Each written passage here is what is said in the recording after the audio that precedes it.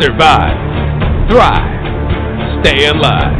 It's time to get prepared with the Prepping Academy podcast.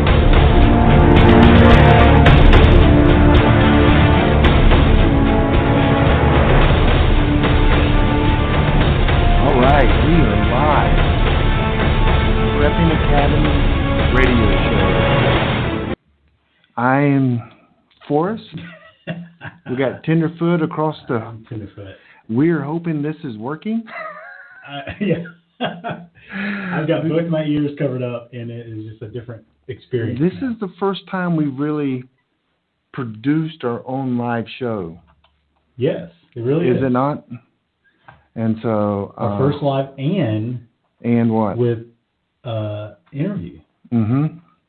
So I don't think we've done that since it's just been us two. Yes, and so tonight we do have a special guest coming on, Glen Tate, the author of 299 Days, a series that I've read. Anyway, how was your week? It's been good. I actually went on a marriage retreat, and that was very good. So, yeah. It was like the pastors at the church marriage retreat, right? It was, but it was still really good, and me and my wife had a lot of time together, and we just got the kids back today, so we've had a whole 3 days without the children. Sweet. So as you talk about your marriage retreat, I'm going to see if we can listen to this live. Is our audio working? Yes, it is working. It is. Okay. So tonight, and so we did a show last week on combat medic. Got some good responses, I think, as we get going again, because our listeners were down a little bit. So if you didn't listen, we're so mad at you. But it was, I guess, because we kind of skipped a little bit in Christmas. Yeah. And so, but the first week, I mean, we get a good amount of people listening. I mean, almost double digits. Awesome. That's fun. So, we do have Mark Goodwin coming up later on. We've got Glen Tate tonight. We got Scott Hunt coming up. We got some good shows coming on. Be fabulous, especially since we're here. Yeah. So you say you're a little nervous tonight. Can you tell everyone why you're a little nervous? I didn't say that. I did not say that. What did you say? Oh, yes, that. Well, I'm a little nervous because of what is sitting across from me and not Forrest. I just have... He has a... Go ahead. He has his... it's a Glock 19. Yeah, his Glock out right there. It's so I didn't know. fully unloaded. So it is unloaded. And but it was... I had it on my side, and I'm like, you know what? I don't need this on right now. Because he usually has a knife, and he waves it around. I wave it around. And so now, but don't wave that around. Right. I am not going to wave that around. So, but the knife is here. It's not here. It's just a gun. But it's in safe mode. I just had it on. I was testing the new holster. So, and it's a sweet Glock 19. Yeah. Hey, don't touch that, man. Sorry. Whoa. That's the holster. It could kill you. Guns are dangerous. Mine hasn't killed anyone sitting there by itself ever. So that's a good thing. That's a good gun, then. That is a very good gun. Yeah, very good. So, so how was your week? You had a marriage conference. Yep. And, of course, you worked at the church. I mean, you're a busy guy. Yeah, I am. Getting ready to go to Israel, so kind of preparing and studying for that. But it's not just about me. How was your week? My week was, I don't know, I've had a rough week last week. This week is getting better. Another thing that makes everything rough, you got everything going on with work, your family, your kids, and I had decided to study for the general test for my ham license, which the test is kind of coming up this Saturday. Okay. And cramming all that studying in, and it's like everything in the world that is trying to prevent me from studying.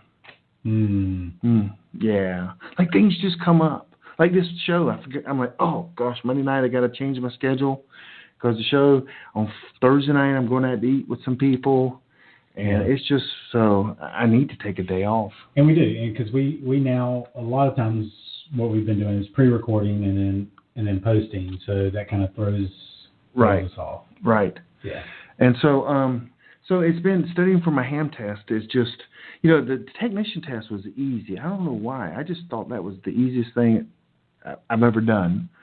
And then the general, and it's just, there's a lot of crap that you have to, it's just nonsense what you got to remember. I mean, it really is. I mean, it's just nonsense. And they just do it, I guess, to control it is the only reason. Yeah. I mean, you got to do all these formulas supposedly on the map, and I'm like, whatever. No one does that except the nerds in the ham world. And there's 12 of them. That's it. And I'm sure there's an app for that now. Of course there's an app. There's an app for studying. There's an app for everything. But it has just been, I never get, excited or anxious about anything, but man, if I can just get this, I want to pass too, because I got two friends, a guy named Bruce and Joe are going to take it with me, and if I fail and they pass, I'm going to be so ticked. That's like the worst. And they will hold it over. Oh my gosh, they will. I mean, yes. So I've got to pass, or else it's going to be miserable. So for the rest of my life, they would bring that up, and I just can't have that happen. Yeah. So anyway, that's what's going on in my life. So tonight, everyone knows we got Glen Tate, and if you guys would have met me a couple years ago, all I did was talk about this book series because it was the very first book series that I read. And you ever read? You never read anything else? I mean, in these. Dude, I'm gonna jump across this microphone. No, in this genre, in the prepping, and it made it so real to me. As a matter of fact, I think I read most of that before I even started at the Carolina Preppers Network, and it was like my first, vision where I could see how things are going to happen. So once I met preppers, then you talk about, hey, the grid's going to go down, we're going to lose power, and all this kind of stuff. It was kind of my first vision into that. And so I loved it. I actually read the books, and then I actually then bought the audio books, and it made it come to life even more. Oh, yeah. So anyway, so tonight we have Glen Tate. Now, let me make sure he is available and online. Mr. Tate, are you available? Are you here? I certainly am, and I heard about maybe failing a test and your friends passing it, and man, if I did that, the team would ridicule me. So I completely can relate to what you're saying. I know. I am so nervous about that. I am. And so, hey, welcome to the show. This is the Prepping Caddy. I'm Forrest, and across from me is Tenderfoot. And and you heard about my reading your book series. And it was one. I mean, it's one of my favorite. And I tell everyone to read it. I tell everyone to read it. We're kind of here in the Carolinas, and so a lot of people, read the 1 second after, and it's just one book. I'm like, dude, you got to read the whole series, 299 days, and it's a great series. And you have I won't say, was it a partner? Would you say that she couldn't make it on tonight? And I'm sorry for that. But aren't you in the middle of writing another book as well? Yeah. And excuse me while I cough. I'm going to cover this up. I was raised right. It's Shelby Gallagher. We're working on some stuff together, and she's the one who's not able to be here tonight. And her series, 3-book series. First book, the book series is called The Great State, and we're shooting for end of March for that to come out, and it's really cool. She's a single mom and in a urban situation, and didn't come to prepping like a lot of us did. I mean, she kind of stumbled into it, and she realized she's got to take care of herself, and then the prepping part happened. Anyway, but it's going to be a good thing. It's going to be a female perspective, and I think it's cool because some men out there have wives who are a little unsupportive of this. What? Can you imagine that? I sure can. And right, and so I think this could be one of those things where, primarily, what I'm thinking of is a guy can get her books, great state, and read them and make sure that they don't have weird stuff in them, which they don't, because I've been reading them, and in advance, and then maybe give it to a wife, I presume wife, could be girlfriend, don't know what, and say, hey, this Shelby Gallagher woman is not crazy. I mean, do you think she was making some sense? Because she comes at it from this totally different perspective. So that would be cool. But yeah, that's the Shelby part. So yeah, as far as me writing more books, we've got some announcements coming up. I'm going to be working with some others on their books, and I'm going to leave it at that. We got the full. Yeah, I'm really excited. I'm kind of. I got to tell you, and you're the first guy I've talked to about this, so I don't know. I don't think I'm a celebrity, but I guess it's kind of like, I don't know, breaking news or whatever, you know. But you are my book. I'm refreshed. I mean, you actually, you brought it to life. Again, that was the first series. I was, my story is, I've been a prepper for 17 years, and I was a banker, and I knew no one that had this way of thinking, that did the things that I was doing. And so my best friends were people online on a forum. And the only way I knew them was like AK-47NC26. And that was his name or her name. I don't even know who they were. Yeah. But we corresponded for years. And finally, I started the Carolina Prepper Network here in the Carolinas. We got 7,000 members now. So now I'm really every day I'm getting part of this. But man, when I read your series, and it was cool because I do have to tell you that Tenderfoot across the table from me has not read your series. What? I'm going to throw you under the bus. I am. But I read all the books. I bought the first 8, and I'll be honest with you, I couldn't find the last 2, and I actually rented them through the library system. And then I bought all the audio tapes and listened to them again. And so I'll tell you, you mentioned getting a lot out of the audiobooks. I completely agree, and here's a great way of putting this. The narrator, Kevin Pierce, is unbelievable. Oh, he's like a New amazing. York Times best-selling narrator. He kind of hounded me to do this series, and he really wanted to do it. And I said, are you kidding me? I mean, you're amazing. So here's the thing about those audiobooks. So the books, book 1 is about me. It's all about me. It's 97% true. So I lived my life. I wrote the books. There were a total of 10 drafts when all was said and done. So I'm pretty familiar with the content of book 1, right?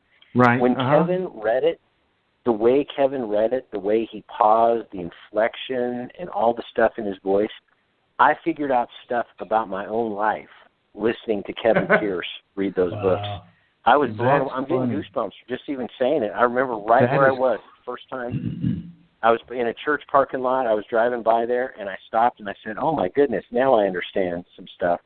So anyway, if you can figure your own life out, that's a pretty good narrator. That is pretty awesome. I just remember the first book. I mean, you set it up. You were, if I remember, I'm not going to. I mean, it's a big series, but you were an attorney, and you started thinking about. You started seeing things in the government, and you started kind of doing the planning.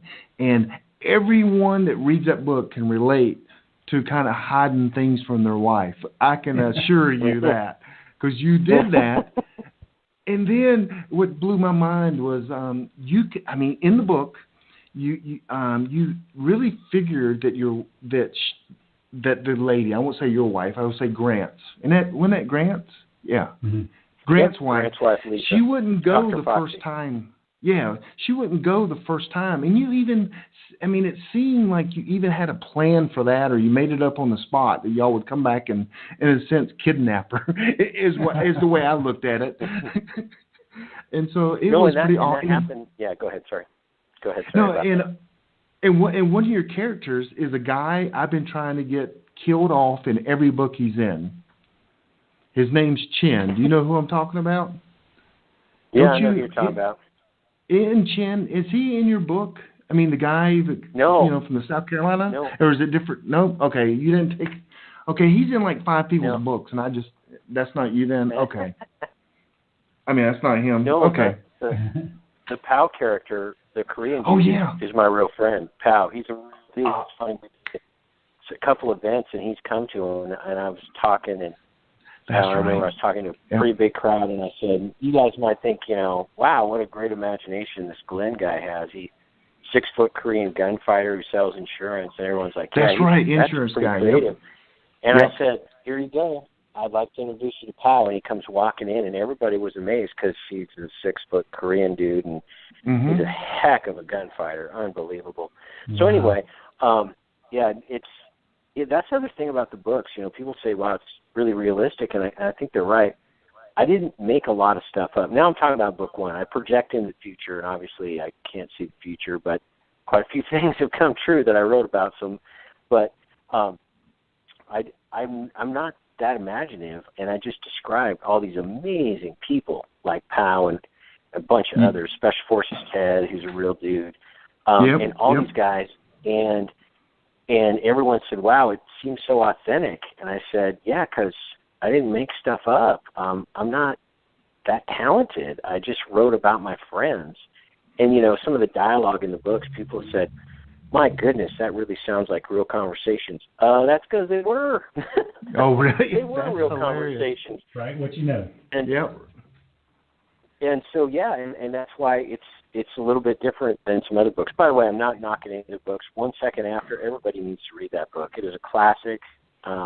It's fantastic. So read all the books out there and get educated and get thinking. Mm-hmm.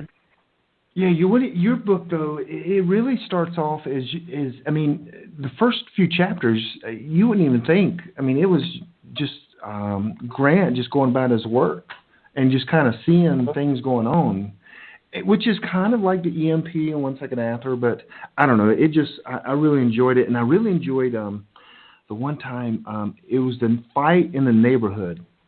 When the first time he was driving the car, and he had to actually shoot his gun. And you made such a big deal in that in the book. And I'm like, wow. I mean, that is so real. That's exactly the way it's going to happen. Because if you ever have to defend yourself or defend people, that first incident that happens, it's going to rock your world, and people don't understand that. Yeah. Yeah, and I wanted it to be as I imagine it would be. And I'm a humble guy. And I'm not, Green Beret. I mean, never been in the military, never done law enforcement. I mean, I'm just a lawyer, right? I mean, I don't think I'm that cool. And so a lot of books, and I'm not talking about any particular ones, it would be something like, the day that SEAL Team 6 kicked me to the curb, I decided, I'm like, whoa. I don't know any SEALs. I don't know any SEALs. Yeah. And I'm not cool enough to hang out with SEALs, so I'm not going to pretend to do that. So it was like, well, what is a regular dude who understands he needs to defend himself, he needs to defend his family, he needs to defend his neighborhood? How does this go about? And is it all glorious and fun? And no, and you'll notice almost every time in the books where my character Grant kills somebody, he throws up. Because you know what? I talked to Special Forces Ted, and I said, he brought it up because you never ask guys, what's it like to kill somebody? You just don't ask. Just not something you ever do. And we got in this conversation about what happens when you kill dudes, especially your first one. And a badass like him throwing up. And I've had a bunch of other friends, a Ranger and another guy who's got such an amazing background, nobody would believe me, so I'll just say he's an interesting dude. And they both said the same thing. And it had to be done completely justified. And a horrible thing to do that they would do again in a second. I don't mean to say like I'm not, Bernie Sanders here and like all violence is bad, because violence does solve problems, let's be honest, especially the kind of problems that are depicted in this book. So it does get easier when you kill people, though. Okay. I'm just kidding. I'm just kidding. I'm not your lawyer, but you have the right to be silent. Maybe you should. You know what I'm saying? So. Oh my goodness. So let me ask you. I mean, I know this is a question everyone asks. It's like, how did you get thinking like this before you wrote the book? You had to start thinking. Okay, I need to protect my family. Did you call yourself a prepper? When did you realize, hey, this is I'm prepping for something bad coming up? Wow, what a great question. No one's ever asked the whole, when did you call yourself a prepper and all that. Well, as the book describes, it was the, country boy upbringing that made me understand that the suburbs are a very unnatural place and very comfortable. A lot of people live there. A lot of people listening probably live in suburbs. There's nothing wrong with suburbs, but it reminds me. I used to have a saltwater aquarium. I love ocean life and stuff. And here in the middle of my living room is a sea anemone living. Now, how is that possible? Perfect temperature, perfect salinity, perfect oxygen levels, perfect nutrient levels, and it's not natural. You have to create a lot of really artificial conditions, any one of which, if it gets interrupted for a couple hours, a sea anemone in your tank is going to die because sea anemones don't belong in people's living rooms, right? Right, exactly. Yep. And so the suburbs are kind of an unnatural place. So I could see that from my country boy upbringing. I started looking around, and this whole setup just didn't seem sustainable. It didn't seem normal. It didn't seem like everything just always is awesome and everything works out. And then that experience I had where I watched the trucks come in the supermarket and realized what just-in-time inventory is. And I thought, holy smokes. I mean, I just thought there'd always be Doritos at the store. And then I started figuring it out. And then, of course, the work that I do and some of the people I know, some of the governmental stuff, and I'm not in government, but around it, observe it, and all that's the best way to put it. I started realizing, holy smokes, the government doesn't have any money, and they're pretty open about it. Well, they're not open about it. I mean, there are studies and audits that show all that, but and then I realized, my goodness, I know how people act when there's no law around, there's no constraints on them. Pretty rough upbringing, I'll put it mildly. And I get what violence is, and I don't like it, and I want to be away from it my entire life. But I understand that just because there's a sticker on a door at a Starbucks that says no guns allowed inside, that doesn't mean bad people won't come inside with guns. You know what I mean? I get real life instead of the fairy tale that we've created of prosperous, America, where you can rely on calling 911 for the police to come. I mean, that's cool, and I appreciate that, and I like that. It's good, because operating without the rule of law is a horrible, horrible thing. So I can simultaneously say this stuff is comfortable and good, but it's unsustainable because it's so comfortable. That's why it's unsustainable. You don't see a lot of perfectly manicured lawns in the middle of a jungle. That's kind of my point. And so I could see, that's a long-winded way of saying I could see that things were coming, and the governmental interaction just kind of fueled that. And then hanging out with all these amazing people that are described in the books really kind of sealed it with me. So your question, when did I think of myself as a prepper? I remember it was probably 2008, and I was just starting to acknowledge that this is how I was wired. And I was afraid, I can't remember if this is in the book or not, I was afraid. By the way, some of the things I put in the book and the editors took out that were a little too detailed, so I think in my mind I wrote some stuff. People are like, no, that's not the book. Because you did write it. And yeah, my bad. Gotcha, yep. Yeah. Yep. But I was afraid to do a Google search for survivalist or prepper or anything like that, because I just thought that, not that the government's out to get me, I'm not a paranoid guy, but I just thought that it was, I don't know, it was like Googling, cannibalism. It's like there's something wrong with me. I shouldn't find out more about this. It's a terrible thing, and so much stigma to it. So probably 2008, I remember that. That election, that summer going into that election, I discovered Jack Spirko's podcast, the Survival Podcast, and that just made it okay to be a prepper. So yeah, it was a slow process. The scene in book one about going to a gun store for the first time. It's this icky place where bad things are sold and only icky people go. And I laugh in the book, and my character says, like going to a porn store or something like that. I mean, which right. I haven't done, Yep. but it's like where there's badness and you don't want to be caught there. Yep. And I was like, wait a second, this is defending my family. This is a constitutional right. That's not pornography. So anyway, those are some insights. So I didn't come into this, being Mr. Backwoods survival skills guy or being a SEAL or anything crazy. I'm a regular dude, and that's what people can relate to. Yep. So one thing I thought was really awesome, but one thing I kind of questioned, because you went into the gun store and they pretty much accepted you in the book pretty quickly, which was interesting. Yeah. But the other thing is, once I read that, I'm like, okay, I got to find the owner of a gun store and become friends with him. Because y'all staged, y'all did all that stuff from the gun store. Yeah, that hasn't worked out yet. Well, the time it took to get accepted, I kind of compressed that time frame for purposes of storytelling. You know what I mean? Kind of jumped to it. But I got really lucky. I think, by the way, I should pause for a moment. I don't get religious, but God orchestrated all of this. The fact that a guy who's never written a book and doesn't even read fiction can write 10 best-selling books and have an award-winning audiobook. I mean, that isn't me doing that. That's God. But God put a lot of people in my path, and one of them was Chip at the gun store. And that gun store was an amazing, magical place, primarily because of Chip. So it was kind of unusual. I will say this, though. I think hanging out in gun stores is a great way to meet like-minded guys.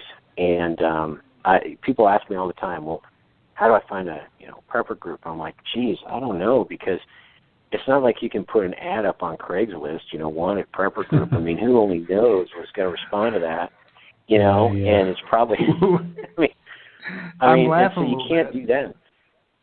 But you've thought of it, haven't you? And you said that's a terrible idea. Well, actually, that's how you got me. Actually,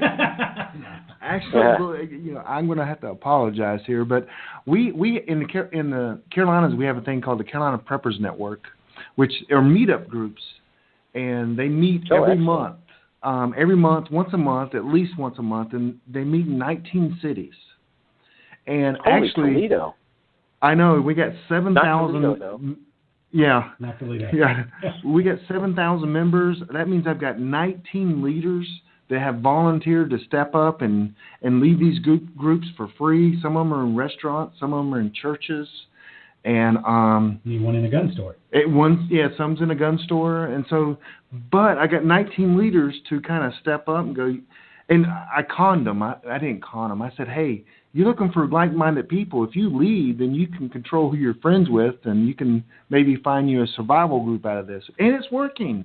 And so, but that was the most frustrating part for me is that, I'm a ex-banker, and I knew no one. None of my friends thought like this.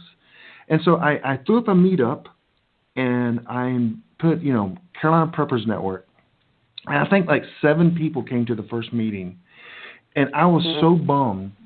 I was bummed because I'm like, Angie, one of my best friends now, came to the meeting. And I'm like, if these are the other people out there that are kind of like-minded, I don't want to be their friends. And the problem was that it was me. I'm looking for business guys in their suits saying, you know what, I've been thinking about this because I've been looking at the economy. That's not who showed up. It was,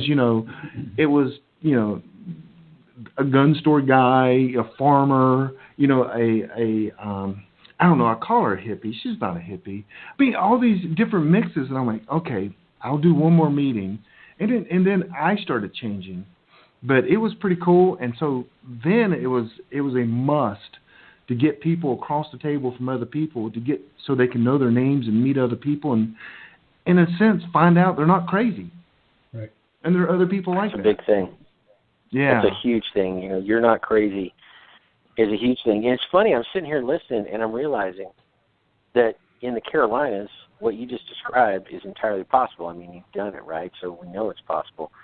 I'm realizing now that my perspective is I live in communist-held territory here. And, I mean, It is a different world. So I was kind of thinking the whole world was like that, but I mean, this is just a reason for, people to either live in Carolina or move there. Oh, yeah. So you live in Carolina, Washington, is that right, or somewhere? I do, yeah. Okay, Western Washington State. Yeah, that's the redoubt, though, isn't it? Oh, is it? The redoubt's not helping any? Well, Eastern Washington. Yeah, Eastern Washington's a redoubt, and Western Washington is pretty much Seattle. Oh, yeah, and okay, yeah. Off the charts liberal. I mean, there's different ways of measuring liberal, and sometimes we win, and sometimes San Francisco does. Kind of a contest I don't want to win. But wow. So it's amazing here. It's so different, and that might be one of the other things about the books that people found kind of amazing was they'll say, "Are you serious? I mean, is this for real? Is it that bad there?" And that's what Facebook is for, news story about Seattle doing something insane, and I say things like, "Yeah, I wasn't kidding." Right. But I mean, if you live in a good part of the country, good for you. Consider yourself lucky, and guess what? All the bad things that are going to happen in a collapse are going to happen in your area too. So it's not enough to say, "Well, I live in Texas, so I got nothing to worry about." No, you do. You got just as much. I mean, probably better people, probably higher odds of surviving because you've got like-minded people who, are, well, they're Texans or Carolinians or something like that. But, yeah, you're not out of the woods. And by the way, even if you've got a great place, great area, super good people, bad people are going to come to your area, right? Because you've got stuff. Oh, yeah. So you got that problem too. So no place is immune, but some places have a head start, and I'd say the South and the Mountain West. And surprisingly enough, parts of New England, the rural parts of New England, I'm pretty impressed with, to be honest. And so anyway, good on you guys, and that is a testament to, I don't know, a lot of common sense people. It's funny you were mentioning you didn't know who'd show up, and your initial thought was, where are the business people, and then it was farmers and gun guys. And I bet now you're like, well, that's good. I need farmers and gun guys. I don't need MBAs, right? Yeah, no kidding. My best friend's a lawyer. You know what I'm talking about. And I pretty much, I tell him all the time, I said, if something happens, you're really useless to me. He goes, but right now, if I get a speeding ticket, you're the number one guy. But well, Glenn, well, that's one of the things. Go ahead. Sorry. No, go ahead. Well, go ahead, Glenn, because you're about. I'll let me finish that. You finish that thought, and then I'll go into my question. This is tenderfoot.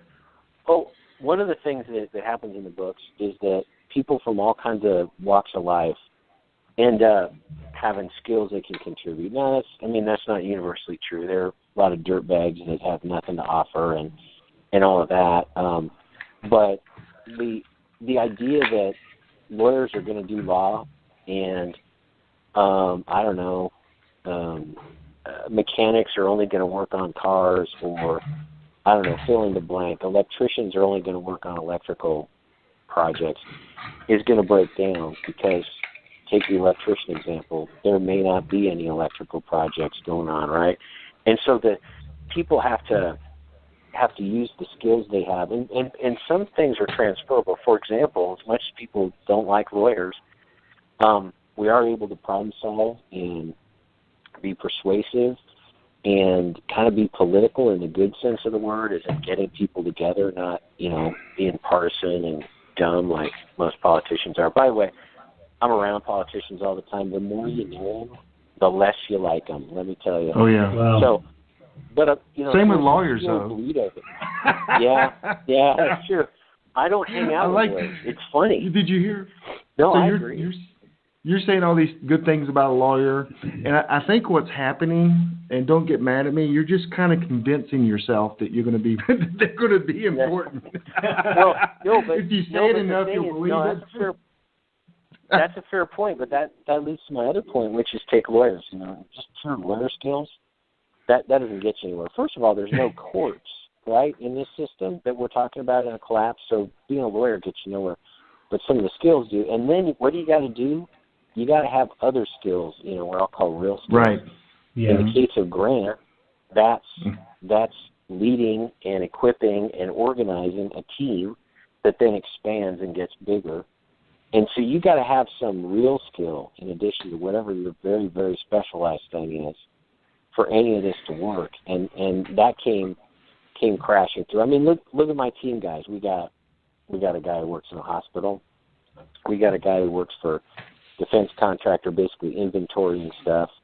We got an insurance salesman, for goodness sakes, right? We got Wes, who is from North Carolina, by the way, Asheville, but he hates Asheville. He's from is it Reynolds County? It's near there. Oh yeah, yep. And he works in a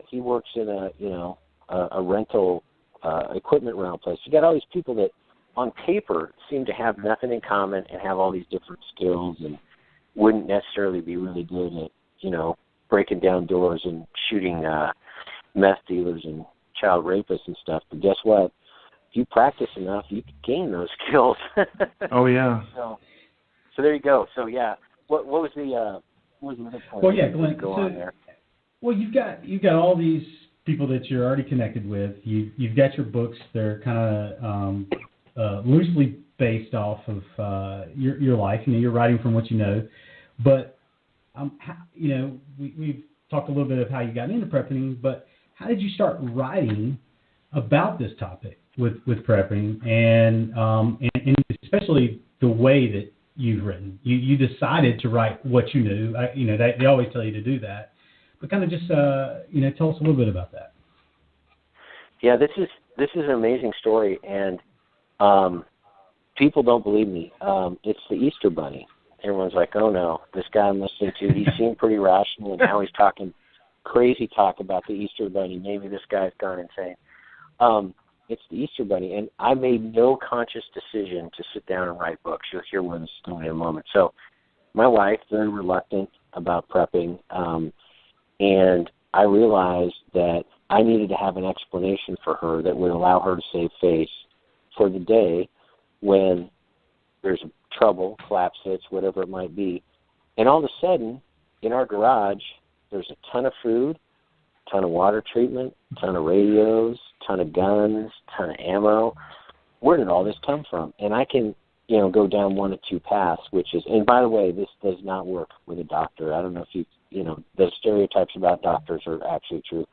You can't say to a doctor, hey, you're dumb and I'm smarter than you, and here's what you need to know. You didn't think this collapse was coming and I did, so go ahead and, you're welcome, right? Okay, that approach does not work. I don't think it works on anybody, but especially a doctor.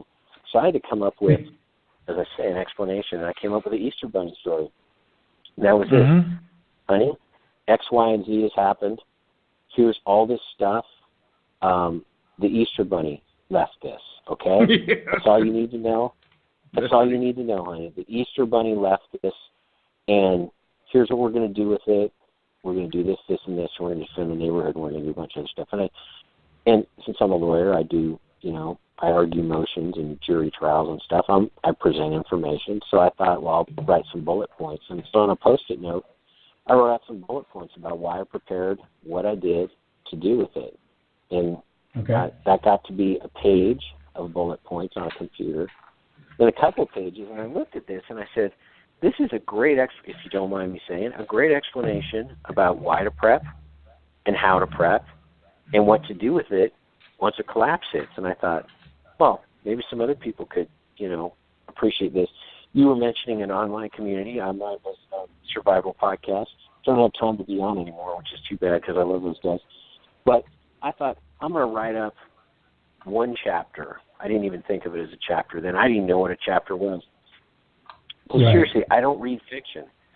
More on that in a moment. It's pretty amazing because I read legal stuff all day long, and I'm tired of reading. I want to come home and not read. I want to, put AR-15s together, right? I mean, like a normal person does, right? Right. So, so I thought, well, I'll put this up on the Survival Podcast, and it'll be the Easter Bunny speech. It'll be me giving this speech to my reluctant wife. So I started writing it. I went, wow, this is a great explanation stuff. And I said, well, I'll need to write a chapter about why I'm like this and why she's like this. So there were a couple more. I just kept writing and writing. And it wasn't until I didn't even know the point at which this happened that I said, well, this could be like a book and stuff. And I'm not even kidding you. That's kind of what was going through my mind. the whole thing about I don't read fiction and don't even know how it works. Here's an illustration of that. When I decided that I was going to put this up on the Survival Podcast, just do a post, I said, well, I know how to write legal briefs all day long, and I don't know how to write fiction. So I go over to the bookcase, and I pull out, some paperback novel or whatever that my wife had, and I open it up to see if the commas go inside the quote marks or outside the quote marks. That's how little I knew. Because I was like, okay, I know how I do this in a legal brief, but nobody wants to read a legal brief. Trust me. Right. I don't want to read legal briefs. And so I started putting this together, and then it flowed. I mean, I couldn't stop writing. It's the hardest thing to describe. I would get up usually between 3 and 4 in the morning. My record was 1:40 a.m. I would just pop out of bed. I had a character. I had a storyline. I had sometimes a whole book charted out in my mind, and I would just go and start writing. My wife didn't know I was writing this book for 2.5 years. Wow. Until it was accepted for publication. Yeah, that was an interesting conversation, by the way. So she didn't know that you were a prepper, and she didn't know you were a writer. Yeah. Oh, she's like, who are you? Yeah. So we're on vacation, and I got a 10-book publishing deal, which blew my mind. I didn't think anyone would ever read this. And then I realized, well, somebody somewhere is going to buy a book. Like maybe somebody is on Amazon and they're like late at night and they're falling asleep and their hand like falls onto the buy it now button. That's pretty much what I thought it would take for somebody to buy stuff. Because again, I'm not a SEAL. I'm not cool. I mean, why is anyone going to read this? I thought it was good because it was about my life. So of course I thought it was good. But I said, well, I'm just biased. So I realized, oh my goodness, somebody's going to buy this book. I don't know, there's going to be a 1099. That's kind of something that you can't really hide from your wife. I'm pretty good at hiding a lot of stuff. I have not figured out how to hide that one yet. No. So then I told her, I said, hey, baby, I did something. She goes, well, what'd you do? And I said, the odds of getting a book published, it's like 1 in 1,000. I just made that up. I don't know what it really is. She goes, oh, did you get a book published? And I go, I got 10. She went, what? I said, and you're in them. And you're in them. She goes, oh, what's it about? I said, the collapse of the United States. And things got really quiet after that. And really quiet. Yeah, that's the other crazy thing. Everyone's like, yeah, you don't do that. You don't write all 10. And actually, it was all 9, and then I ended up writing the 10th book. We compressed the 10 books into 9 to give them more substance, for them to be bigger books with more pages, more story. And then ended up writing the 10th book. I'll just call it 10 books. I wrote the whole thing start to finish, and then sent it to a publisher, which apparently is not what you're supposed to do. Right. And yeah. I just did it because I couldn't stop writing. I'd go in the morning and I'd write.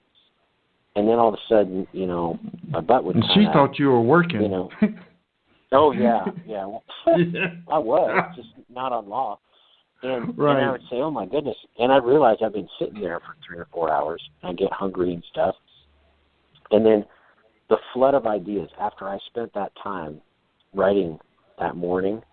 The flood of ideas. I had a little notebook. I had these little scraps of paper at the gym. I would go then and work out, with the little golf pencils. I don't know what the golf pencils were there for, but and I would just I have several gallon Ziploc bags full of little sheets of paper from that gym where I would write down story ideas or quotes and all this. My mind would not stop working on this, and it went on for years that I would do this, and it just kept getting bigger and better and more integrated, making sure that it's something as simple as first names, right? How hard could that be?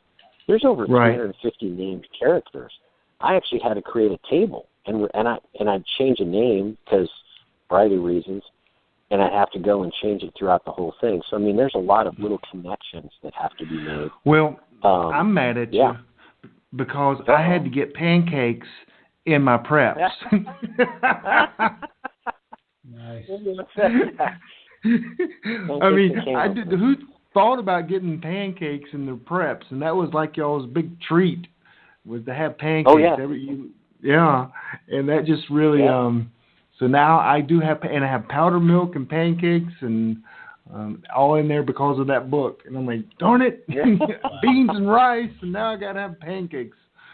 So how long was it before you even I guess got it to publishing? I mean, how long were you writing before you kind of sent it off? Yeah, that was about 2.5 years, and quite honestly, I didn't really keep track of time, so that's an estimate. I mean, I don't know. I mean, I bill by a 1/10 of an hour increment, and I had no idea whether it was months or years, which is weird, I know, but anyway. And so it was about it, and then it was all done, and I did several edits of the whole thing together and tightened it up. Okay. And then got a hold of Prepper Press, and that's the only publisher I ever contacted. And they said, we'd like to publish this, and I could not believe it. Wow. And then they produced it lickety split. The editing they do is amazing, which is why I'm going to do more stuff with them. More on that in a moment. And it just took off. And then it was that first interview on Jack Spirko's podcast, and he tells the funny story. It's exactly true. It's exactly what happened. So I'm a moderator on his podcast or on his forum, and so I had a cell phone number. I said, "Hey, Jack, this is my real name, Glen. It's not obviously my real name." And I said, "So I'm going to write a book, and can I be on your show?" And he was polite about it, but it was hilarious. I could tell the tone of his voice and his voice. And he goes, "Yeah, well, when you actually write the book, why don't you go ahead and get a hold of me?" He said it nicer than that. He's a Texan, right? White guy, but that was pretty much it. And so, and as he tells the story, I don't know, a year or two go by, and then all of a sudden I call up and I say, "Yeah, it's going to be published here. The dates. It's a 10 book thing, and blah blah blah." And he couldn't believe it, and so he put me on the show. And then on the show, all these folks know me as Heavy G, which was my forum name, and this guy that they've interacted with writing this book series.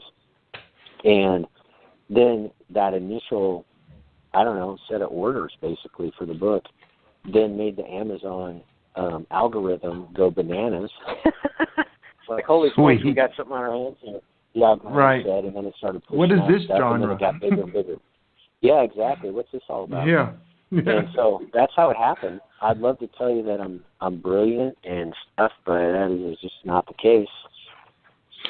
Well, one other thing about your book, and then we can move on to what you're doing now and maybe in the future, is I loved even your wife. I mean, in the story, Grant's wife, I think her name was Lisa. You brought her to the retreat, and she's starting to look, and she's starting over time to realize, oh my gosh, you've been planning this. This is going to save our life. Our family's going to be safe. And it was like it's fine. And she was kind of noticing all this stuff and not really accepting it in a sense. I think she thought she was still going to go back home. And then finally at one moment, it was like, I don't know, a couple scenes, and it finally clicked with her like, oh my gosh, you saved our life. This is our new life. Thank you very much. And I waited for that so long for you to get to that in the book, and it finally came. And when it did, we're like, yeah! It was like the angels of heaven sung. Exactly. And I can imagine that's going to happen if there is a grid down or crap hits the fan. That's exactly what's going to happen to a lot of wives. That very thing. Oh, exactly. And to a lot of husbands, because we have a lot of women preppers as well. Okay, and just friends and stuff. Yep. Yep. So and Travis. Tenderfoot and I are lucky. Tenderfoot and I are lucky. Our wives are all into this, and we actually went to like a holistic medicine and class this past weekend together, and so we're lucky. But there's some people out there that just They don't get it. So I quit moving my pen. Yeah. So let me ask you. We've got 10 minutes left. So, but okay, the wife and her. I mean, how does your wife feel now? Does she still think you're crazy? Yeah, a little bit. I think. Yeah, and it's disappointing. I don't mean to get heavy on everybody, but Noah, right? He's building this boat, and everyone's like, "You're crazy, you're crazy, you're crazy," and his wife was supportive, and that makes all the difference in the world. I mean, the rest of the world can tell me I'm crazy. I don't really care about what the rest of the world thinks. So it's kind of hard. I'm going to be really honest. Yeah, it's hard. Yeah. Now my kids are on board too. Oh man, that is key. So we, everyone lives their own little prepping life. I mean, everyone has their little book that they can write about their family. My family thinks I'm crazy. Except my wife's family thinks I'm the smartest guy. Well, I am. No, but they think. I mean, they're into it. My family, doesn't have anything to do with it. So what is going on with Glen Tate since 2014? And I think that was about the last time you published your last book. So what's going on between 14 and now, and then what's on the future for Glen Tate? Yeah, what's going on now is that I'm re-energized. Okay. And there'll be some stuff that will be announced and that'll make a lot of sense about why that is. But I'm re-energized. I'm reactivated. And nothing about the experience writing books is bad. I don't mean to, say like, oh, I got, really mad at the world or it was too much. And none of that is all positive. But, just like anything else, you got to get re-energized. Here's something to keep in mind. I'm not complaining. Everybody listening right now works really hard. And because if you're a prepper, you got a day job and you're prepping, right? Well, I'm the same way. I got this law job. And, it's kind of demanding. It's just a law job. Doing all this other stuff. I'm prepping. That's the other thing. It's not just like talking about this stuff. I mean, it's like vacuum sealing pizza dough mix. That's based on a true story last night. So, I mean, I'm out doing this. So, it was a ton of work, and I got tired. I'm not super young anymore, and anyway, so I'm recharged. So that's the current thing, and the reason I'm recharged is some of the future stuff. Details will be coming out.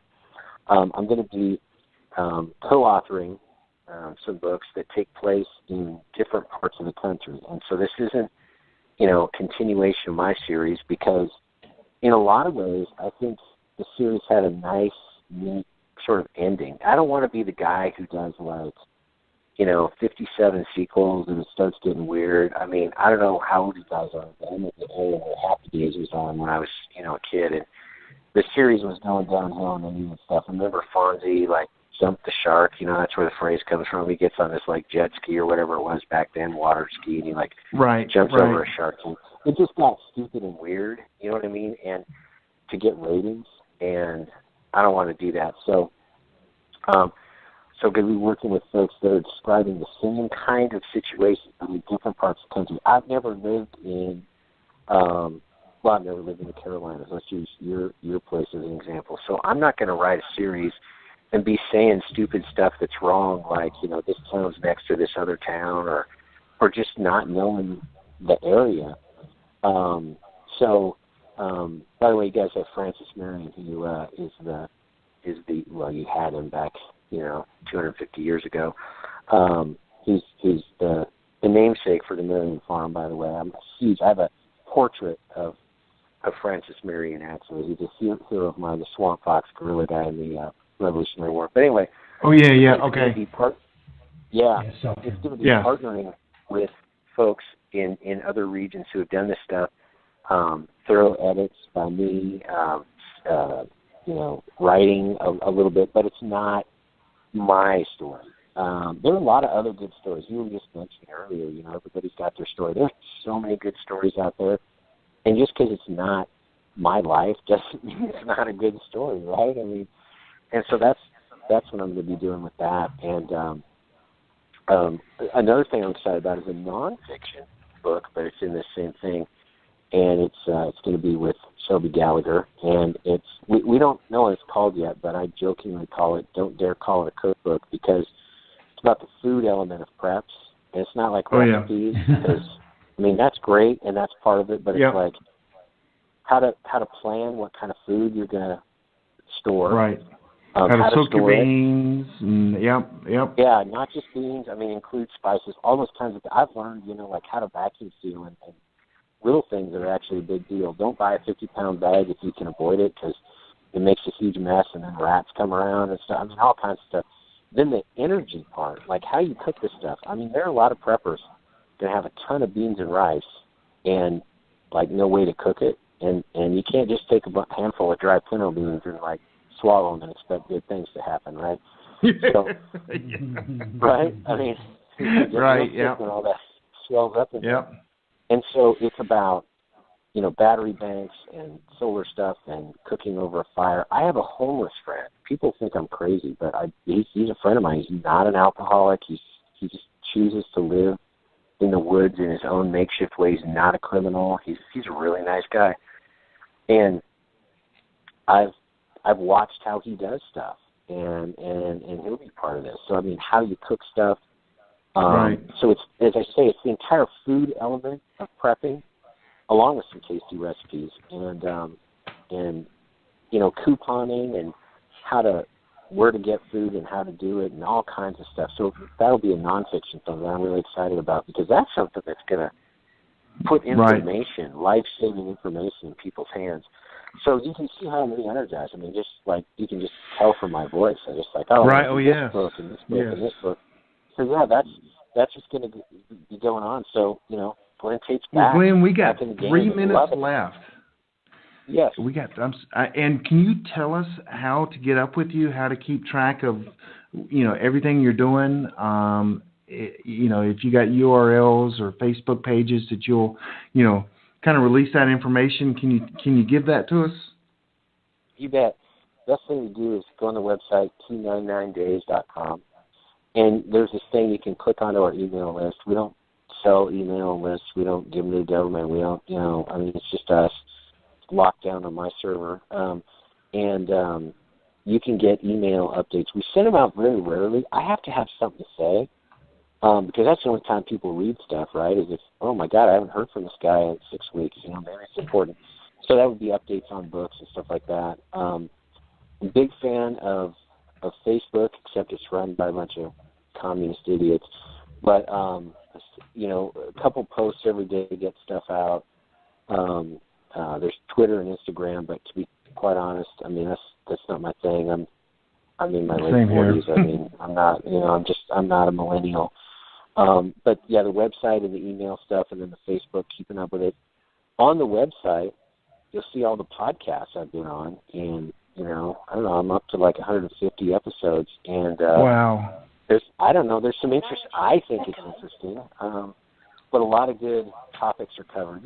Substantive topics, not just how'd you write the book, which is an important topic. But I mean, like, hey, tell me about battery banks, that kind of stuff. So there's that. So those are the ways. 299. You can just Google 299 days and a bunch of stuff comes up. And as far as getting the books, they're on Amazon or get them from your library. I'm not trying to make money on this. I mean, if you can read them at your library and learn stuff and be motivated to prep and save your life and your family's life, please do so. Hey, well, Glen, we are out of time. We've got just a couple of seconds left. Hey, thank you so much. Everyone go to 299days.com. Thank you, Glen. And Glen is one of my favorite series. I'm going to be talking about this. I hope to have him back on again. Back when he releases some of these other books and some of these other projects. But thank you so much for taking your time out and of your day and joining us. Hey, everyone, you can catch us at preppingacademy.com. That's preppingacademy.com. Thanks for listening. Again, we do this because we enjoy it, not because we're good. We're mediocre. So we appreciate you guys listening, and have a good day. You got anything? No, nothing else. Thank you again, Glen, and thank you all, everyone, for listening. See you guys later. Thanks for listening to the Prepping Academy podcast. Preppers Unite at www.preppingacademy.com.